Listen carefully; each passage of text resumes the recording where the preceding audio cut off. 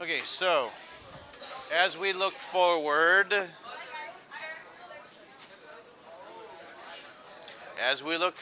this week, okay, towards the end, as you can see, we have 2 days of evaluations in here. Uh, you've had, I say, 25% of your evaluations that was handed back to you just now. Then tomorrow we'll have some a problem-solving exercise. For those of you who did participate last Friday, did anyone go through the motions and take you'd have to know what your own mass is. One thing I did not tell you, you are missing a small bit of information. Does anyone know what that might possibly be? There's 23 kilograms that was on there for on the sled. No. Well, yeah, that might be true too, but we're going to say that's negligible. That would have an effect. The weight of the sled, that's right. That information was not given to you, and I can't remember what the number for that was, because I think how we had solved that, you would just stand on the scale and then get that number and then hand the sled to you, and then you subtract the two, and that gives you the weight of the sled. Just like a lot of you farmers, when you are hauling your semi-loads of grain or wagons of grain to the elevator, we've talked about this before, I think. You go by the scale first, okay? They give you a weight, and then you gotta go empty it, then go weigh again, okay? And then that gives you an approximate gross number, no, net number of bushels that you would have. Okay, so for tomorrow, so for instance, what types of problems do you think could be on there?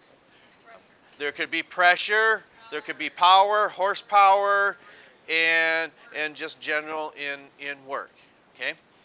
Yes. So if you can visualize this in your yes, you can have your formula sheet. So what that means is, remember, these concepts continually build on top of one another. If you have a force and you take that times a distance, that gives you what?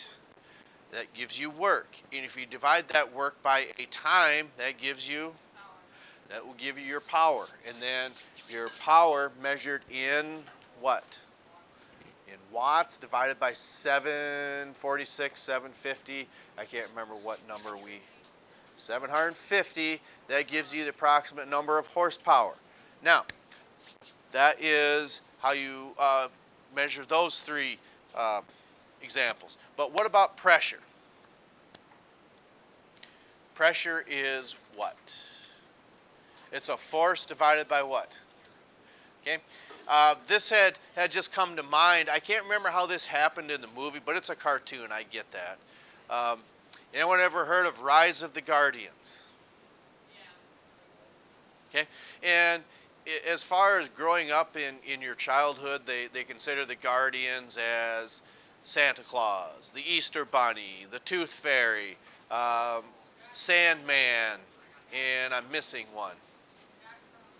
And Jack Frost. There. That's probably the most important one. Well, in this case.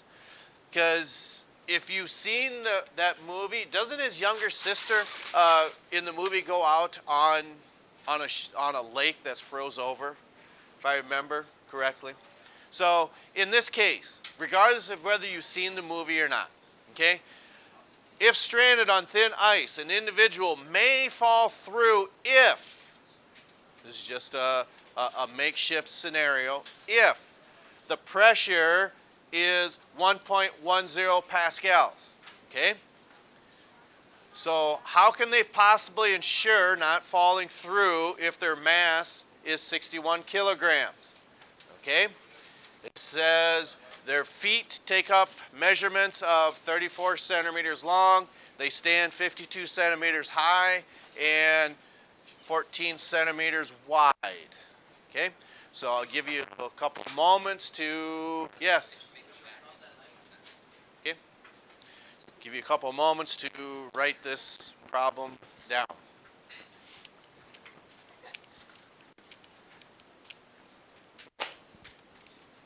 There's a glare. I don't see a glare. Over there. Oh, you're looking out for them. Is it really that over here?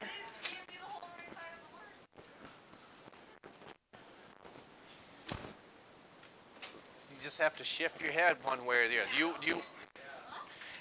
Do you really want the lights turned off? Okay.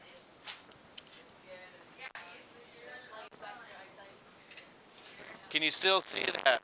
Here come some other lights.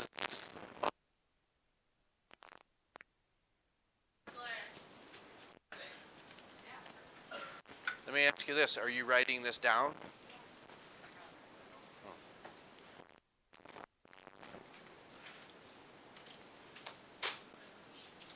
And then I will turn these, because I don't want this dark for the entire time.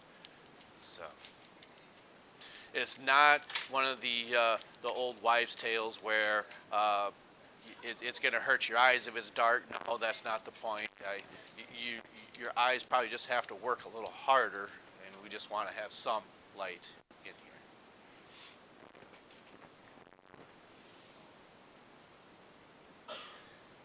So again, if stranded on thin ice, an individual may fall through if the pressure is 0 pascals or greater.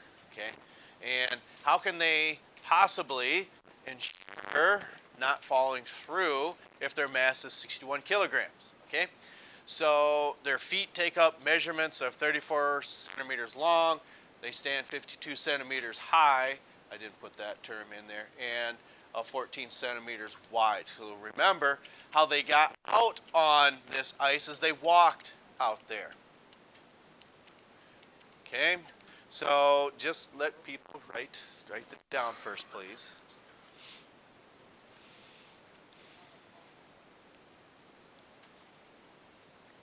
That choose to.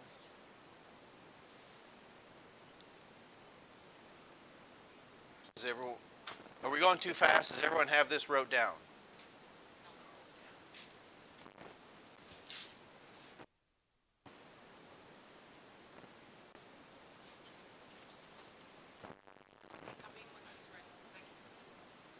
What's the problem? I know. Why can't you see them? I lost my glasses.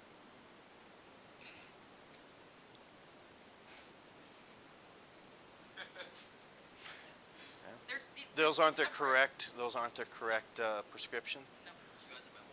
Yeah.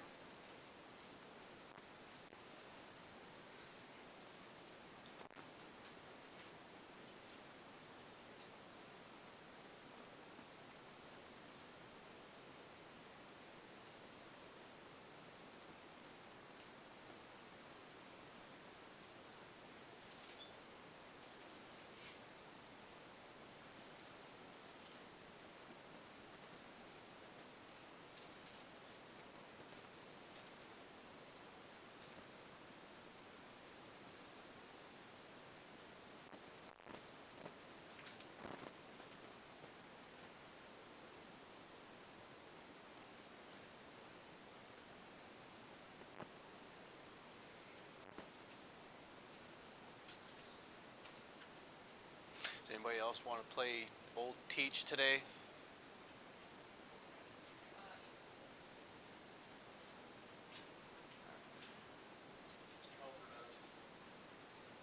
Who does?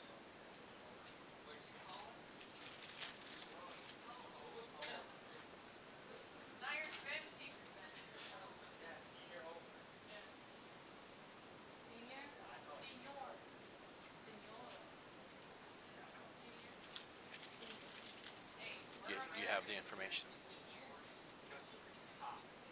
Yes. Okay. So here comes some just right bank of light. All right. So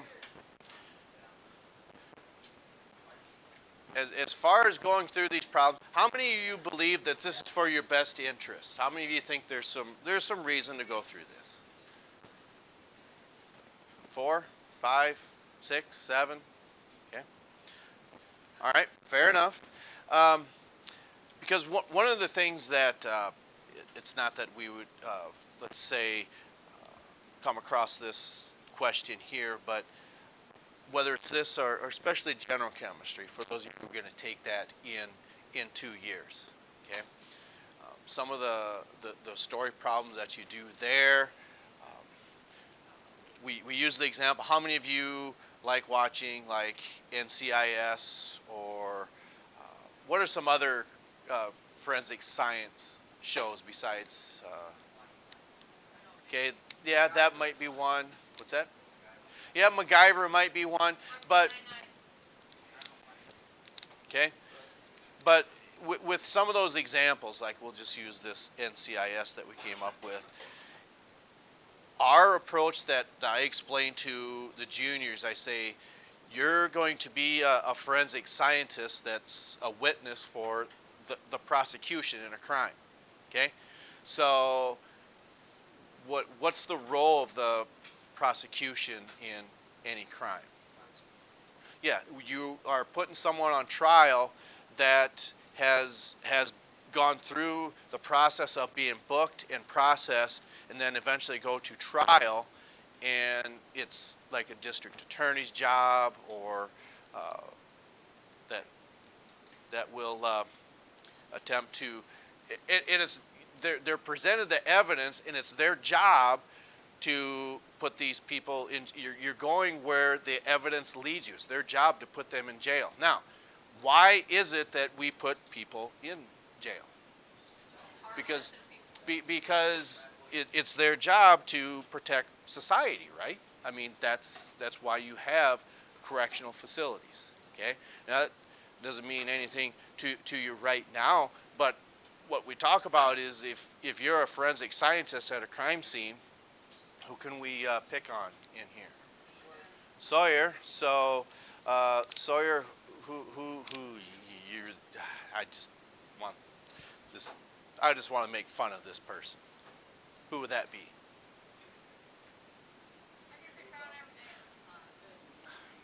With friends like that, who needs enemies, right? So what happens is you got your Ace Hardware shovel. Okay. What what did you do to this kind young man? Well, that could be, yeah, but that doesn't answer the. So, what did you do to this young man to make him angry? Made I can't say made fun of the Vikings because they won because I pull for Minnesota. I know. Well, they almost lost. So, who do you follow? But who do you follow? Oh, well, for some reason you just wanted to make fun of him. Okay. Anyway, that okay. Anyway, okay. Back to here. Okay. So what happens is you got your Ace Hardware shovel and you come up behind and wallop her upside the head. Okay.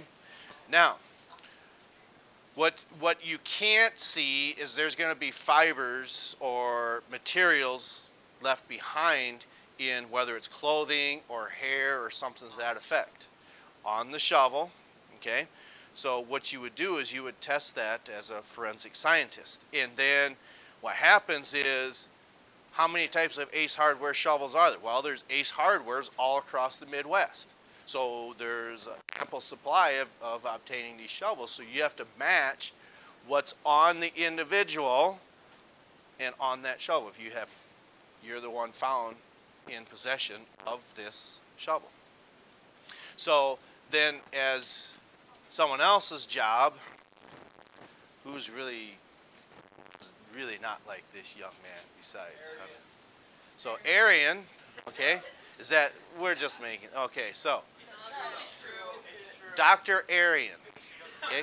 So you're sitting and testifying on the stand that okay, you took a sterile sample, which means it's kind of like a Band-Aid. Is there any germs on Band-Aids before you put them on? not likely. Well, there's not supposed to be. So that's what we mean by sterile.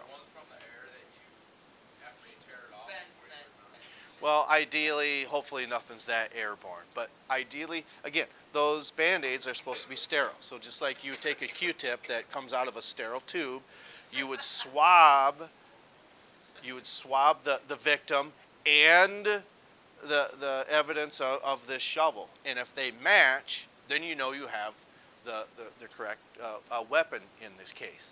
So what's your job then is, as a forensic scientist, is sit on the stand rather than just saying, okay, I took this substance and put it into a mass spectrometer and the chemical breakdown analysis was of this type of nature, okay?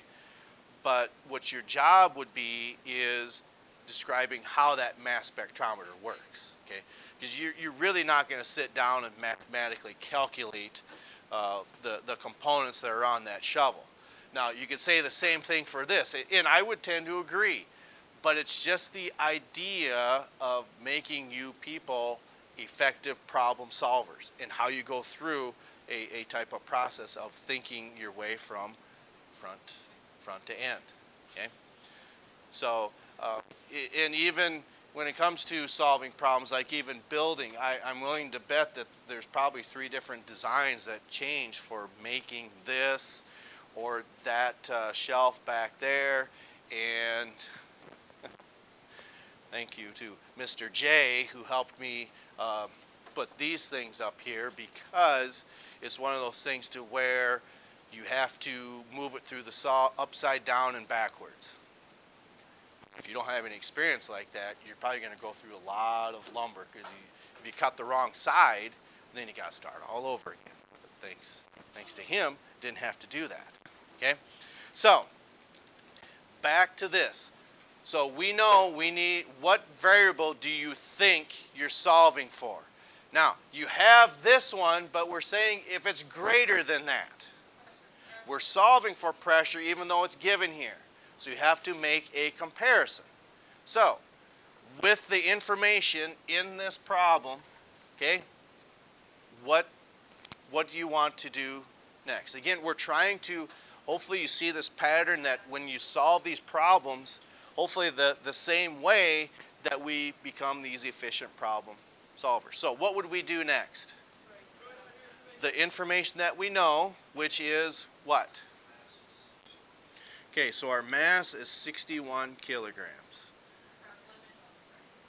Okay, so what else do we know in this problem?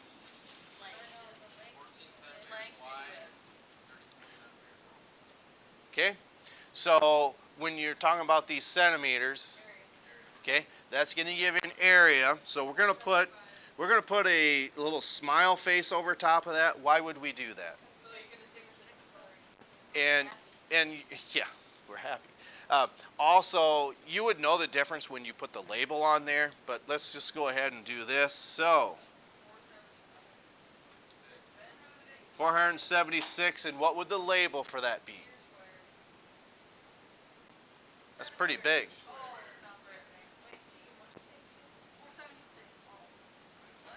Okay, so to find any area, just like if you want to know the number of tiles in this room, ideally, you really, unless there's partial ones, you don't have to count each and individual tile. How can you really expedite or speed up that process? You can start counting the tiles going this way, start counting the tiles going that way, and multiply the two, right? Yeah, length times width. Okay, so now we got our area, okay? So we're getting closer, because remember, this is what we're trying to solve. Force over area. Okay, so there's 3 variables here. We only knew one of them, the area. But how do we get the force now? And how do we know what our acceleration is? And again, here you would know the difference. It's an ugly S, but you get the idea. Now, whether you put these in here, maybe yes, maybe no, but because they're labels, now you can tell the difference. Okay? So now we have our mass, we have our acceleration, so we can calculate what now? We can. And are we going too fast? Left outside, are we good so far? Okay, right middle. Right middle. Okay, see, we kind of shift these up to see if we're paying any attention. Or you shake it off, shake it off, shake it off, shake it off.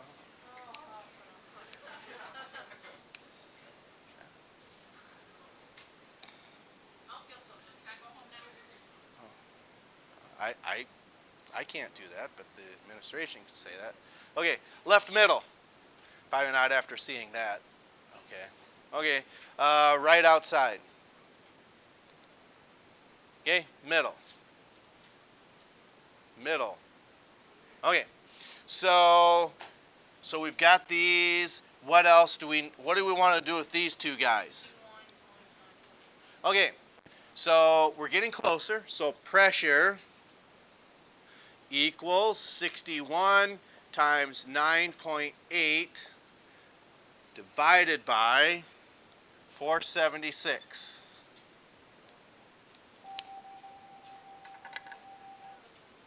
So according to this, our pressure equals what? Okay, now, one of the things there's something hidden in here that might, let's say, save this person from falling through. Okay, did anyone ever watch Road Truckers at all on the History Channel? Those people are crazy in my mind. Because how many of you, and you can actually hear it as they're filming, as those big rigs are rolling over these frozen lakes, listening to the crackling of that ice. Okay. Just gotta listen to it. Yeah, the Polar Express. Okay. Anyway, okay, so we've already heard one person say, what can you do? This is too high because it has to be 1.10 or lower. We're at 1.26. Lower your little No, you gotta spread your way down. Right, because when you distribute your weight, how are you doing that? You said it, you would lay down. So then, typically, your area is going to be bigger. So, which one of these measurements? Okay, we're going to get rid of this one. Okay, because ideally, when you're standing on this square, it's all of this volume that you have, or not, yeah, volume, or all of this height that's pushing down on that, just that small little area that you have. So you correctly said, if we spread that out, this isn't going to, you're not going to change your mass, you're not going to change the amount of gravity acting upon you, but you are going to change the area that gravity is acting upon yourself. So, how would we change this number then? So, rather than standing up like this, like you correctly said, if you lay down on the side like this, you're totally changing the amount of area that's coming in contact with that ice. So, rather than taking 14 times 34, we're going to take 14 times what? Times 52. Because remember, to try to put this into proportion, rather than having all that pressure acting right here, if you lay on your side like this, you're increasing all that area. It's going to be distributed all the way across that body. 728. So now, when we take 61 times 9.8 and divide by 728, what do we get? Okay, so pressure equals 0.82 pascals. You're cutting that almost in half. Okay, so that's one of them things to where, yeah, if you hear ice crackling, the last thing you're going to want to do is run. That is the absolute worst thing to do. Okay, but what you would try to do is very patiently and very calmly. Is that what's a better word? Slowly, yes. Start to spread your weight out and make your way towards the side, whether it's a. But one of the things that, unfortunately, it's every spring this happens, especially on rivers.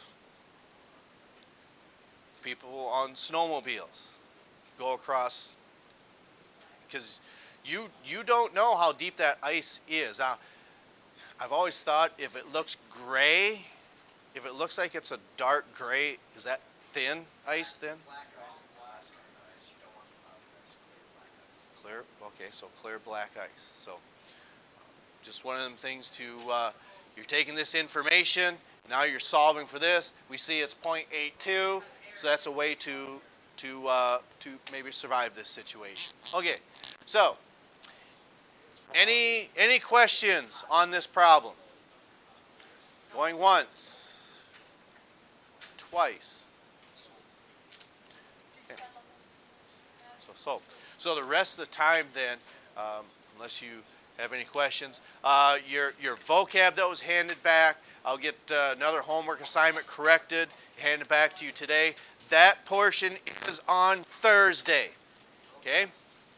And then Friday is problem solving, very much like tomorrow. One of the things, how many of you feel so much more comfortable now than what you did back in the first week of September doing all this problem solving? There's probably a good reason for that. You're probably getting more intelligent or smarter, right? Okay? So very good. Go ahead and utilize the rest of this time. We will. Yes.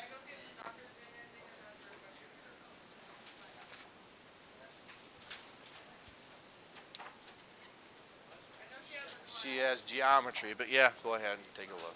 Okay, we'll catch up to you next time.